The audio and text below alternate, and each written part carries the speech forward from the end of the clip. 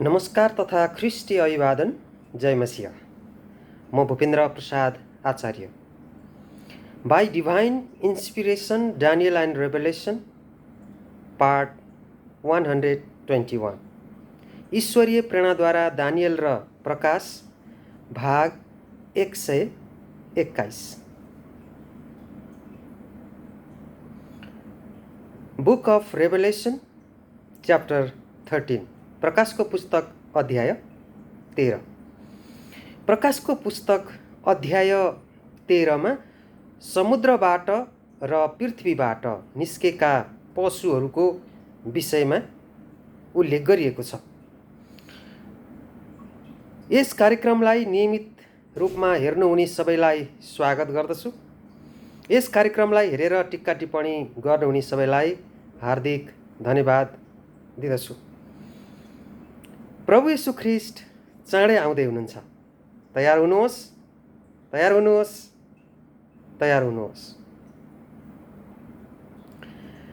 प्रकाशको पुस्तक 13 अध्यायमा समुद्रबाट निस्केको पशु जसले कसको प्रतिनिधित्व गर्दछ भन्ने कुरा पनि हामीले अध्ययनको क्रममा थाहा पाइसकेका छौँ। त्यस्तै गरेर पृथ्वीबाट निस्केको पशुले कसको प्रतिनिधित्व गर्छ भन्ने कुरा पनि हामीले अध्ययनको क्रममा थाहा पाइसकेका छौँ।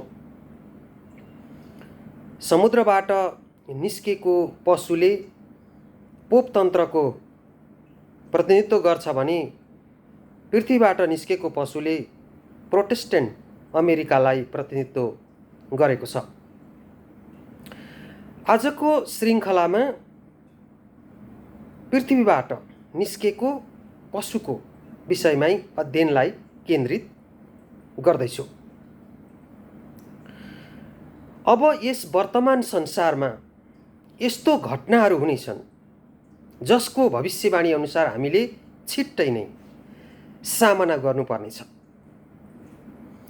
मानवद्वारा स्थापना गरिएको संस्था अजिङ्गरको प्रतीकको रूपमा उदय हुने यस्तो आदेश, अध्यादेश वा कानुन निकालिनेछ कि त्यो धर्मत्यागी वा धर्मभ्रष्ट धार्मिक संस्थाको शक्तिलाई आराधना उपासना गर्नुपर्ने र उसको छाप लिनुपर्नेछ।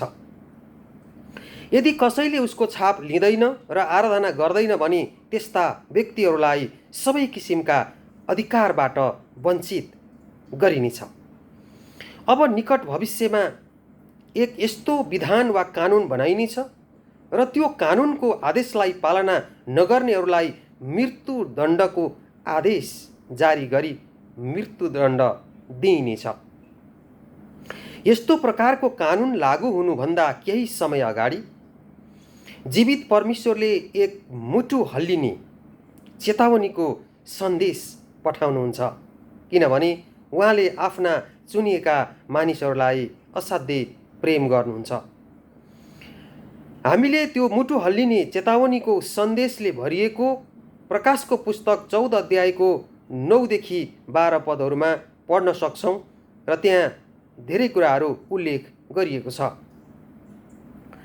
जसले त्यो पशुको वा त्यसको मूर्तिलाई पूजा गर्छ र छाप लिन्छ त्यसमाथि परमेश्वरको क्रोध दन्कनेछ। याद रहोस्, परमेश्वरको क्रोध भनेको अन्तिम 7 विपत्तिहरू हुन्, जुन कुरा प्रकाशको पुस्तक 15 र 16 अध्यायमा वर्णन गरिएको छ। तपाईले कृपया आफ्नो बाइबलमा प्रकाश 15 अध्याय र 16 अध्याय पढ्नुभयो भने त्यहाँ अन्तिम 7 विपत्तिको विषयमा उल्लेख गरिएको छ। जुन व्यक्तिले त्यस आदेशलाई उल्लङ्घन गर्दछ उसलाई संसारका शासकले दण्ड दिनेछन् र जो व्यक्तिले त्यो आदेशको पालना गर्दछ त्यसलाई परमेश्वरले दण्ड दिनुहुनेछ। संसारको सुरु भएदेखि यता यस्तो खालको कठिन परीक्षा मानव इतिहासमा अहिलेसम्म आएको छैन जसलाई सामना गर्नु परेको थियो। एकतर्फ जीवित परमेश्वरको आदेश हुनेछ भने त्यही समानान्तर रूपमा मानिसको आदेश हुनेछ। पशुको पूजा वा उसको मूर्तिको पूजा परमेश्वरको दृष्टिमा यति धेरै घिनलाग्दो छ कि त्यसको दण्डको लागि जुन शब्दको प्रयोग गरिएको छ त्यस्तो शब्द परमेश्वरद्वारा पवित्र शास्त्र बाइबलमा अरू कुनै ठाउँमा प्रयोग गरिएको छैन। यस्तो प्रकारको अवस्था हाम्रो यस अन्तिम समयमा आउनेछ। यसैले हामीले राम्ररी ध्यान दिई यस कुराको खोजी गर्नुपर्दछ कि पशुको छाप भनेको के हो। जहाँसम्म छापको सम्बन्ध छ, यो धेरै पुरानो रिवाज हो। प्राचीन समयमा दास-दासीहरू र पशुहरूलाई चिन्नको लागि रातो फलामद्वारा दाग बनाएर निशाना बनाउने गर्दथे। यदि कुनै मालिक कुनै विशेष देवी वा देवताको भक्त हुने गर्दथ्यो, उसले आफ्नो त्यो विशेष देवताको चिन्हलाई आफ्नो सम्पत्ति मानेर दास-दासी र पशुहरूलाई चिन्ह लगाइने गरिन्थ्यो। यस्तो चिन्ह साधारणतया निधारमा लगाइने गरिन्थ्यो। यस भविष्यवाणीमा छाप शब्दलाई जुन शब्दबाट अनुवाद गरिएको छ त्यो शब्द हो चारागामा। ग्रीक भाषामा चारागमा, जसको अर्थ हो छाप। नयाँ करारमा यो शब्दको प्रयोग 9 पटक गरिएको छ, जसमा 8 पटक पशुको छापको लागि प्रयोग गरिएको छ। हामीले यो भन्न सक्दैनौँ कि प्राचीन समयमा जस्तो कुनै वास्तविक छाप लगाइनेछ, तर यहाँ अवश्य भन्न सकिन्छ कि जुन प्रकारबाट भविष्यवाणीमा प्रतीकहरू र उदाहरणहरूद्वारा दिएको छ त्यस्तै नै पशुको छाप पनि कुनै वास्तविकताको प्रतीक हुनेछ। जब त्यो पशुले पोपतन्त्रको प्रतिनिधित्व गर्छ भने उसको छाप पनि उसैको अद्वितीय काम, कुनै विशेष घटना, कुनै विशेष लक्षण जसले उसको सम्झनालाई जीवित राख्नको लागि हुन सक्छ। कुनै यस्तो चिन्ह हुन सक्छ जसबाट उसको अधिकार र शासनको एक पहिचान, परिचय वा चिनारी हुन्छ। साधारण तरिकाबाट पनि हेर्ने हो भने छाप हुनको लागि 3 वटा कुरा हुन जरुरी रहेको छ: नाम, पद वा ओहदा र कार्यक्षेत्र। यी 3 वटा कुरा भए मात्र एउटा आधिकारिक छाप हुन सक्दछ। पोपतन्त्र अर्थात् उसको शक्तिको विशेषता। स्वाभाविक रूपबाट पोपतन्त्र र पोपको विशेष गुणलाई थाहा पाउनको लागि तपाईको मनमा इच्छा जागृत भएको पक्कै पनि होला। यो शक्तिको विषयमा दानियलको भविष्यवाणीमा यस पोपतन्त्रको शक्तिलाई सानो सिंहको प्रतीकद्वारा बताइएको छ। पवित्र शास्त्र बाइबलमा लेखिएको भविष्यवाणीमा यो बताइएको छ कि त्यसले परमप्रधानको विरुद्धमा बोल्नेछ, अर्थात् पोपतन्त्रले परमप्रधानका पवित्र मानिसहरूलाई कुल्ची-मिल्ची पार्नेछ। परमेश्वरद्वारा ठहराइएका समय र व्यवस्थालाई परिवर्तन गर्नेछ। दानियल 7 अध्यायको 25औं पद। कुन समय र व्यवस्थालाई परिवर्तन गर्नेछ? यस शक्तिले परमेश्वरको विरोध गर्नुको साथसाथै उसको समय र व्यवस्था परिवर्तन गर्नेछ, अर्थात् परमेश्वरको समय र व्यवस्थालाई परिवर्तन गर्नेछ। वास्तवमा भविष्यवाणीमा लेखिए बमोजिम नै पोपतन्त्रले परमेश्वरले ठहर्याउनु भएको समय र व्यवस्थालाई नै परिवर्तन गरिदिएको छ।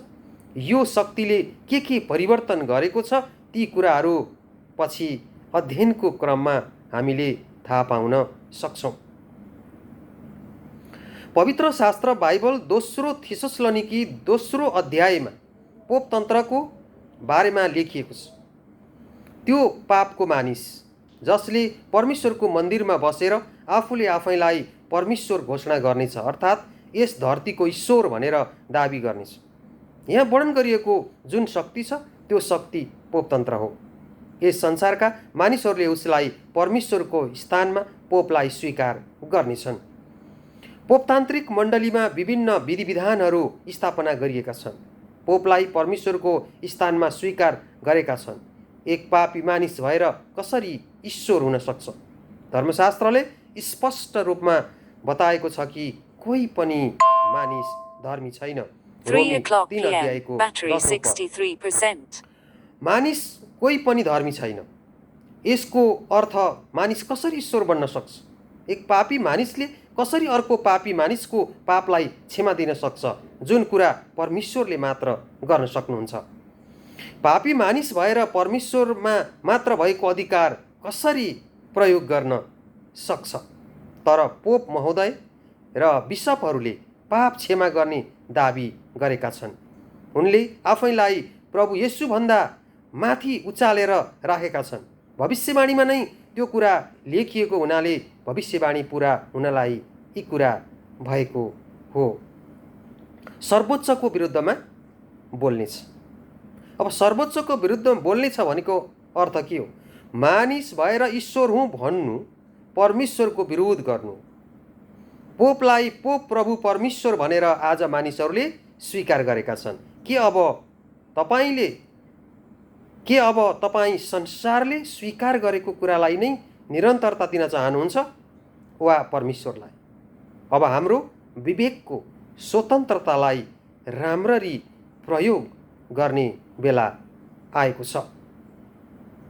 आजलाई यति नै। फेरि अर्को श्रृङ्खलामा अरू विषयवस्तुहरूलाई ल्याउने नै छु। परमेश्वरले सबैजनालाई आशिष दिनुभएको होस्। नमस्कार।